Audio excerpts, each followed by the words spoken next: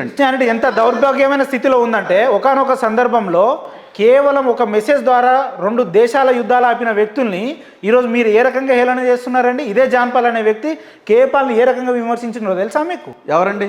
ఇదే John Paul అనే వ్యక్తి ఇదే ఏదో గ్లోబల్ ప్లీజ్ అంబాసిడర్ అని చెప్పుకునేటువంటి కేపాల్ని ఏ రకంగా మాట్లాడిందండి?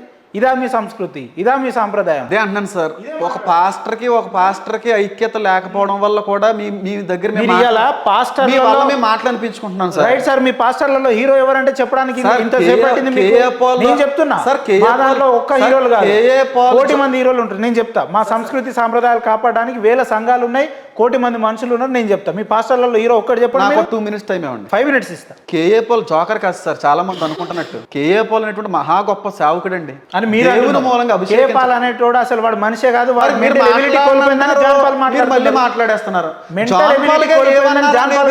చూపియాలా మీకు ఆ విజువల్? ఆయన వ్యక్తిగతమైన విషయం సార్. నేను అన్న సార్ కేఏ పాల్ గారిని, కేఏ పాల్ దేవుని సేవకుడు సార్, చాలా బలమైన పరిచయం చేశాడు. ఇంకొక పాస్టర్ దొంగ లెక్క ఎందుకు ఈ రోజున ఆయన ఒక జోకర్ గా చూస్తున్నారు కానండి, కొన్ని లక్షల మంది ఆయన స్పీచ్ కోసం ఎదురు చూసేవారు సార్.